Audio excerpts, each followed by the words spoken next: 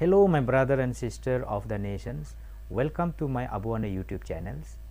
We are discussing the administration's reform during the British conquest of India and the role of Governor General of India. तो हम लोग जो governor general of India है, जो governor general of British east India company का जो India में क्या क्या रोल होता है, किस तरह से और किस प्रकार से वो लोग का रूल्स एडमिनिस्ट्रेशंस को रिफॉर्म किया जाता है, हम लोग वन बाय वन करके हर एक गवर्नर जनरल को हमने डिस्कस कर रहा है. And we have discuss the previous lectures the lord Warren Hasting का बारे में हमने लेक्चर ले चुका है. And today class we are going to discuss and going to focus the lord Cornwallis. जो लॉर्ड कॉर्नवालिस का ऊपर आज हम लोग फोकस करते हैं कि इनका समय में क्या क्या और किस तरह से और किस प्रकार से उनका जो एडमिनिस्ट्रेटिव रिफॉर्म होता है, हम लोग उसको देखते हैं और जानने के लिए कोशिश करते हैं. तो सबसे पहले तो उनका जो टाइम पीरियड होता है वो जानना ज़रूरी है. द लॉर्ड कॉर्नवालिस का टाइम पीरियड चलता है 1786 टू 93. 1786 टू 1793 में उनका ड्यूरेशंस होता है. और इनको आपका गवर्नर जनरल ऑफ बंगाल का गवर्नर जनरल बना दिया जाता है. और साथ ही साथ में उनको commander in chief of the militaries, commander chief of military का जो आर्मी का जो मिलिट्री कमांडर चीफ भी उनको बना दिया जाता है. उनको क्या बना दिया जाता है, जो रेवेन्यू प्लस जो मिलिट्री का पावर को उनको दिया गया है. जो लॉर्ड कॉर्नवालिस को दो प्रकार का आपको रेवेन्यूज और मिलिट्रीज उनका दोनों का पावर दिया गया है टिल 1793 तक.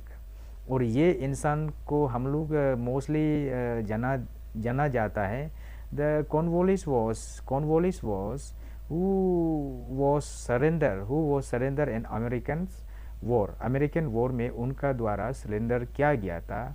बट टिल उनको after the surrender of American war तो उनको इंडिया में ऐसे गवर्नर जनरल ऑफ बंगाल उनको अपॉइंटमेंट किया जाता है. उनका कारण से इनका जो सोच में ये आता है कि मैं तो अमेरिकन वॉर में मैंने सरेंडर किया है, कहीं ना कहीं मेरा डिप्लोमेसी और मेरा जो है कि जो टेक्निक है वो कहीं ना कहीं रॉन्ग होता होगा. उसका कारण से मुझे अमेरिकन्स का जो वहाँ का जो रिवोल्यूशनरी लोग हमको डिफीट कर पाया है. अब मैं इंडिया को अच्छा से अच्छा मैं पॉलिसी इम्प्लीमेंट करके मैं उनको दिखाएगा और मैं ब्रिटिश ईस्ट इंडिया कंपनी को मैं बहुत आगे ले जाएगा. उनका एम्बिशंस हुआ करता था.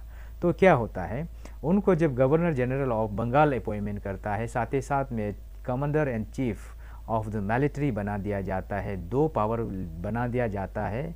और उनका बाद उन्होंने काफ़ी रिफॉर्म करता है. उस रिफॉर्म को हम लोग वन बाय वन डिस्कस करेगा. तो उससे पहले हम लोग ये भी जानना ज़रूरी है कि लॉर्ड कॉर्नवालिस को ही हम लोग Indian father of Indian civil service कहा जाता है, क्योंकि उन्होंने काफ़ी ये सिविल सर्विस और ये एडमिनिस्ट्रेटिव रिफॉर्म काफ़ी करता है. उनका कारण से उनको हम लोग father of Indian civil service भी कहा जाता है. आपको उसको याद करना होगा, क्योंकि इस तरह का क्वेश्चन से बहुत बार पूछ चुका है. The many times was asked and will be asked the many more exams. बहुत सारा एग्जाम्स में ये क्वेश्चंस भी पूछा जाएगा. तो आपको जानकारी होना है कि किस प्रकार से उनका एडमिनिस्ट्रेशन चेंज होता है और क्या क्या पॉलिसी अडॉप्ट करता है, आपको जानना ज़रूरी है. तो मैं थोड़ा बहुत मैं फास्ट में जाऊंगा, क्योंकि ये जो है जितना भी है ये आपका कंसेप्चुअल प्लस यहाँ पे फैक्ट एंड फिगर ज़्यादा है. तो उसके लिए आपको उसको याद करना होगा जितना फैक्चुअल को जो उनका जो पॉलिसी अडॉप्ट करता है. तो उन्होंने ही जो real foundations of administration in India, जो इंडिया का जो ब्रिटिश गवर्नमेंट या ब्रिटिश ईस्ट इंडिया कंपनी का जो एडमिनिस्ट्रेशन से इंडिया को चलाने के लिए उनका द्वारा रियल फाउंडेशंस स्टार्ट किया गया है. तो उनका कारण से ये जो है ये चार्टर एक 1793 भी पास होता है. वो जब लास्ट टेन्योर हो रहा था तो उनका सजेशन का हिसाब से जो चार्टर एक 1793 जो पास किया गया है, तो उनमें 20 ईयर्स जो आने वाला 20 ईयर्स को, एवरी 20 ईयर्स को हम लोग एक रेगुलेट करेगा और उसको कहीं ना कहीं हम लोग चेंज करेगा। तो एवरी 20 ईयर्स के बाद हम लोग एक सेशन रखेगा और उसको रेगुलेट करेगा। इस प्रकार से भी उन्होंने बायलॉ एंड लॉ पास किया गया है। और कॉर्नवालिस ने बहुत सारा रिफॉर्म किया है, तो हम लोग देखते हैं इनको क्या क्या रिफॉर्म करता है ना। तो सबसे पहले तो उसको थोड़ा बहुत जानकारी होना होगा। अदर्स रिफॉर्म को मैं थोड़ा बहुत बताना चाहूँगा। अदर्स रिफॉर्म का मतलब है उनका द्वारा जितने भी जो प्रिंसी स्टेट हैं, जो प्रिंसी स्टेट को भी बहुत सारा ने उनको एनेक्सेशन किया है। जैसे उनका द्वारा ये तात इंग्लो मैसूर वॉर होता है।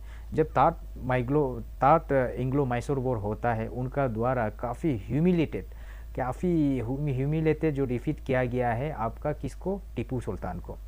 उन्होंने ये कहा है कि वार इंडियन 85 करोड़ जो आपका टीपू सुल्तान से भी मांगता है और टीपू सुल्तान देने नहीं सकता है वन गो में, उसका कारण से टीपू सुल्तान उसको ईएमआई जो इंस्टॉलमेंट हिसाब से देना स्टार्ट हो जाता है। उसका कारण से भी उनका बहुत सारा ब्रिटिश ईस्ट इंडिया कंपनी को आगे बढ़ाने में उनका बहुत सारा रिस्पॉन्सिबिलिटी है।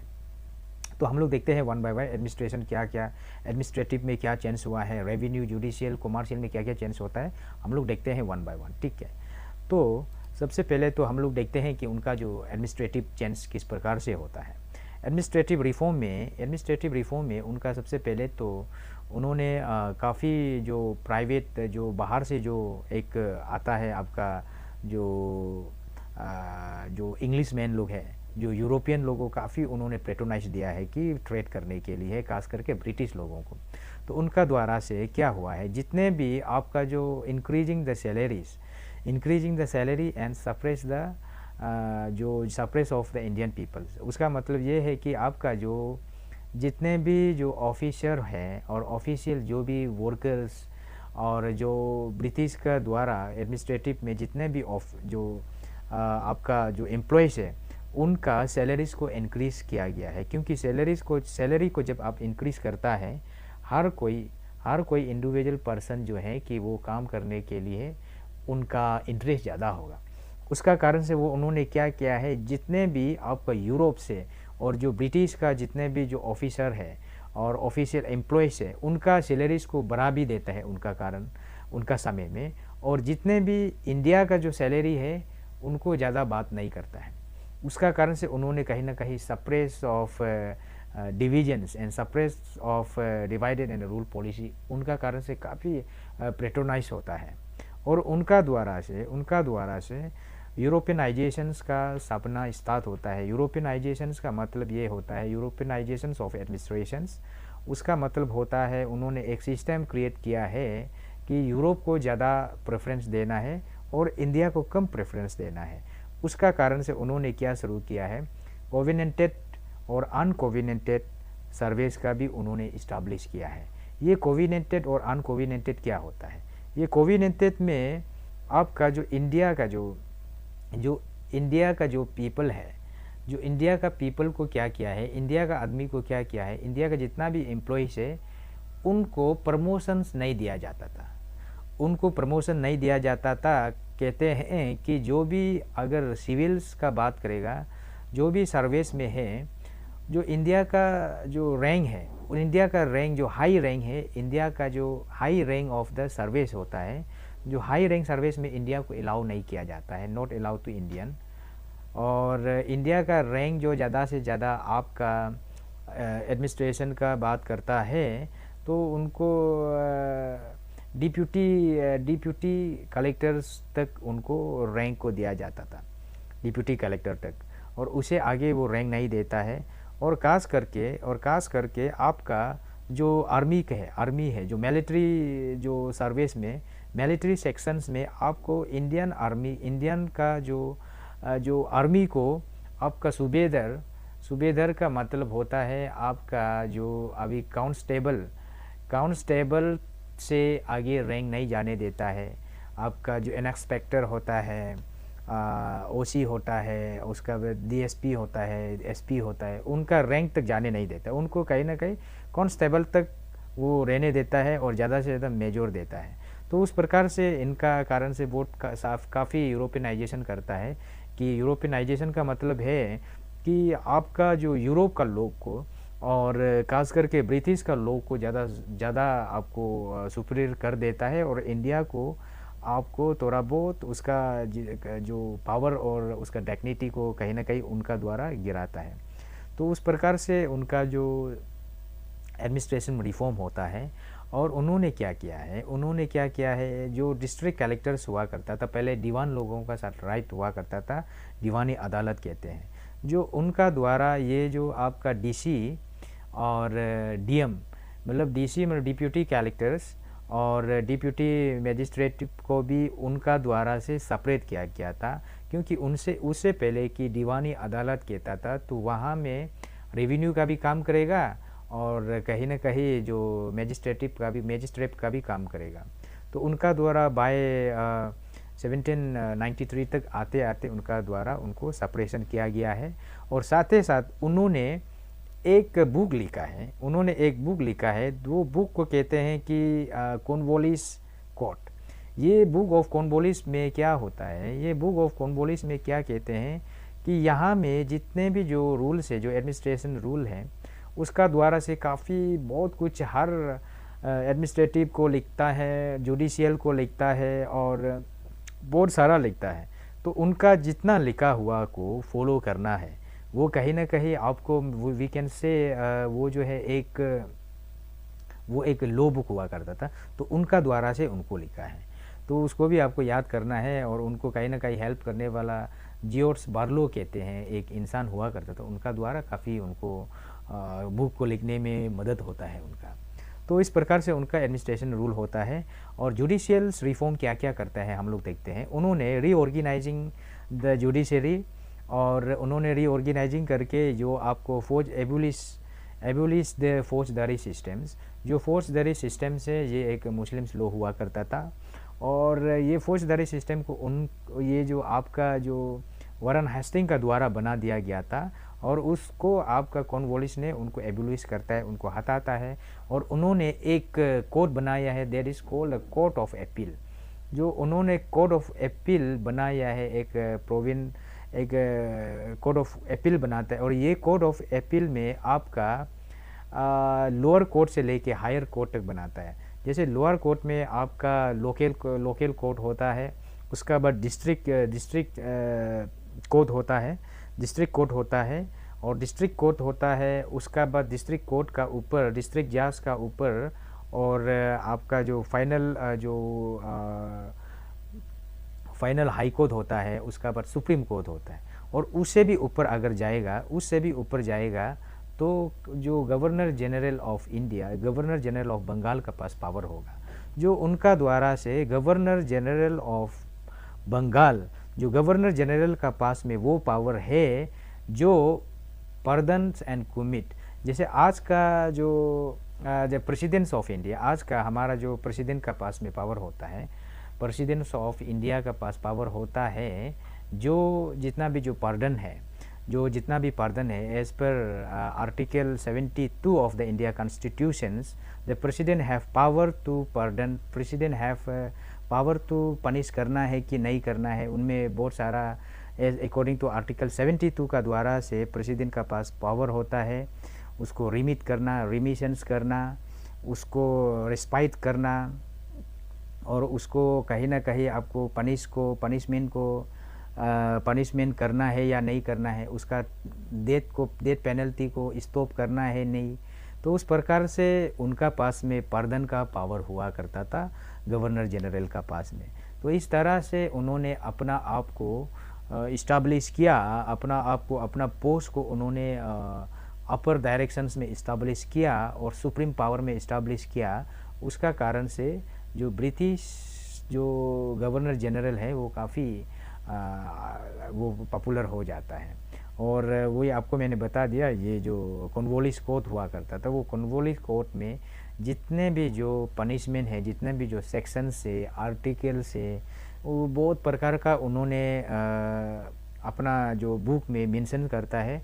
और according to the Cornwallis court का द्वारा उस कोर्ट में, उस बुक में क्या क्या वहाँ पे अंदर में लिखा है, उसका थ्रू आपका जो जस्टिस सिस्टम से जाना पड़ेगा।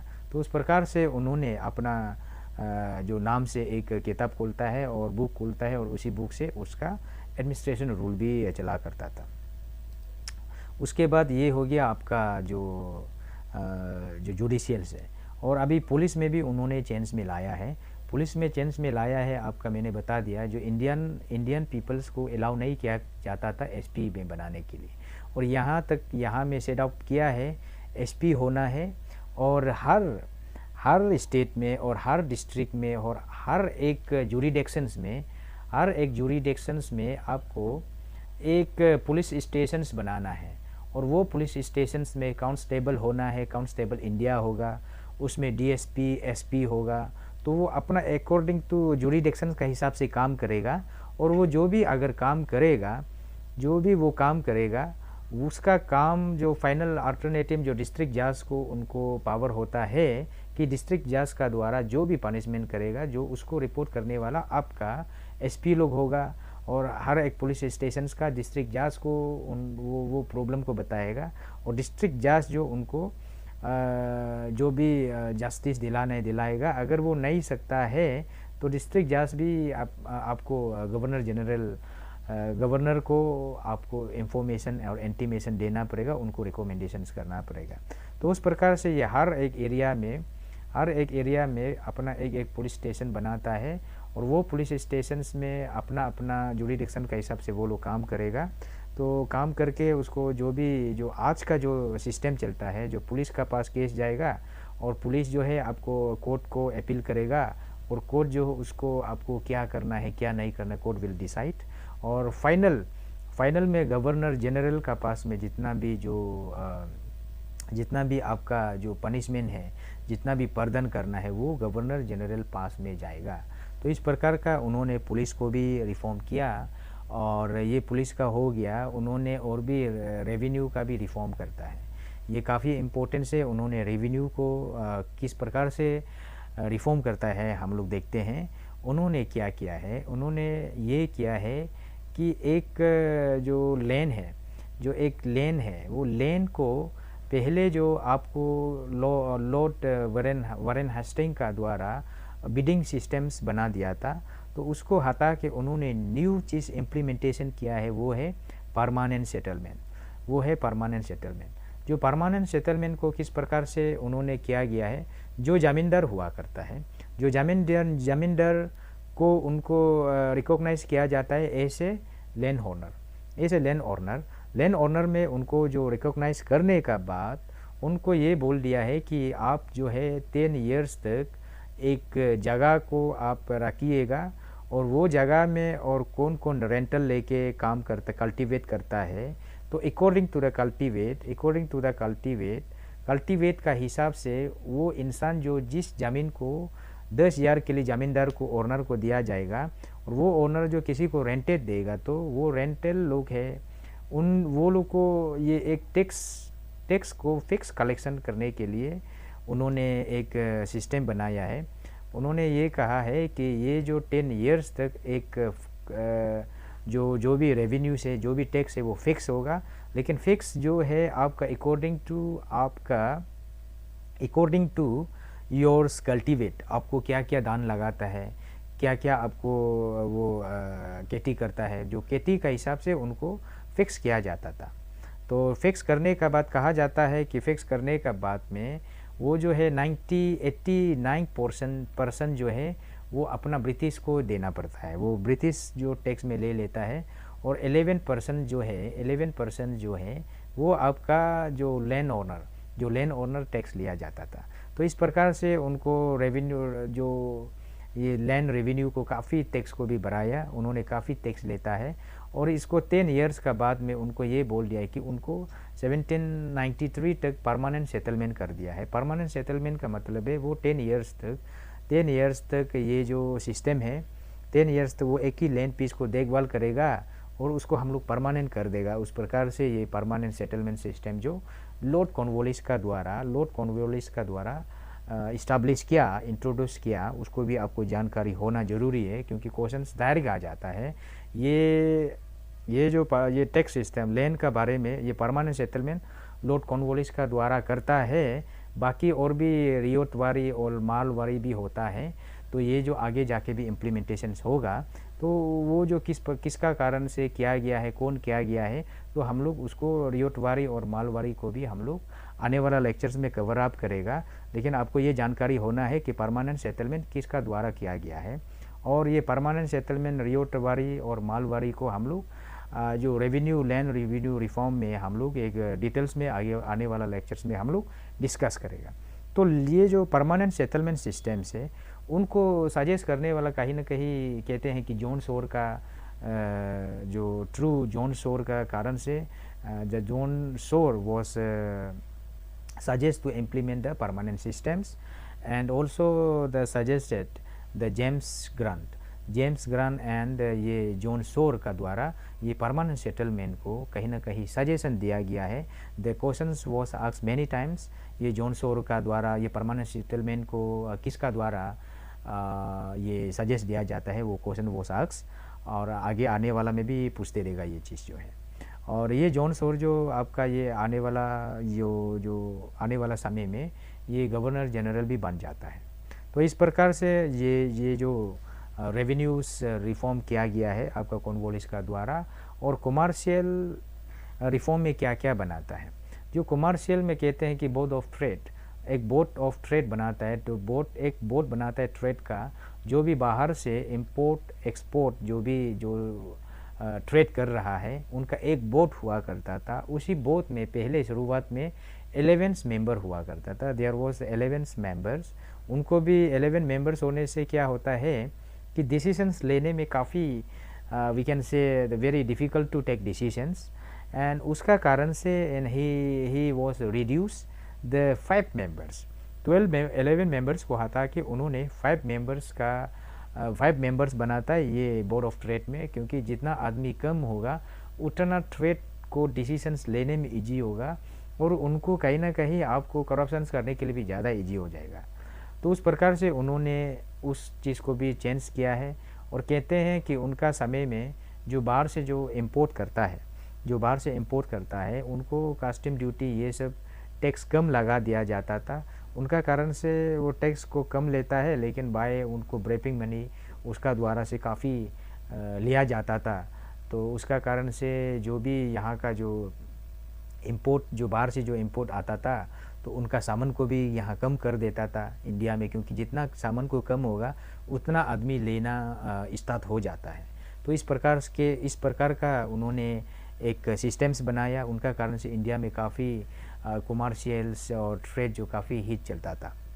तो ये जो आपका हो गया है कमर्शियल रिफॉर्म, और कहते हैं कि by 1793 lord Cornwallis was left का मतलब है उनको चेंज किया जाता है कि आपका नेक्स्ट एक जॉन सोर आता है, आपका नेक्स्ट गवर्नर जनरल। उसका बाद उसी का टाइम में आपका passing the charter act of 1793, और ये जब एक पास होता है ये कॉर्नवालिस का द्वारा 20 इयर्स फिक्स किया जाता है कि 20 इयर्स का बाद जो हमारा एडमिनिस्ट्रेशन रिफॉर्म होगा, एडमिनिस्ट्रेशन चेंज करेगा, सिस्टम को चेंज करेगा। तो उस प्रकार से उनको ये 20 इयर्स का बाद वो एक सेशंस होता है। और उसका बाद में आपका ये कॉर्नवालिस का द्वारा जब कॉर्नवालिस को फिर से ये एक ऐसा such a person he was appointed twice in Governor General of Bengal 1805 में उनको फिर से गवर्नर जनरल ऑफ बंगाल का जो गवर्नर जनरल फिर से अपॉइंटमेंट किया जाता है। और जब वो अपॉइंटमेंट किया जाता है सेकेंड टाइम्स में, तो उस समय में इनका जो ज़्यादा कंट्रीब्यूशंस जो इवन नहीं होता है, क्योंकि ही वॉज हेल्थ इशू, और हेल्थ इशू होने का वजह कहीं ना कहीं उनका जो डेथ हो जाता है अक्टूबर 1805, और उनको कहीं ना कहीं गाज़ियापुर जो यूपी में है, आज का जो यूपी में गाज़ियापुर में उनका जो लाश को, उनका डेड बॉडी को वहीं में ब्यूरी किया गया है।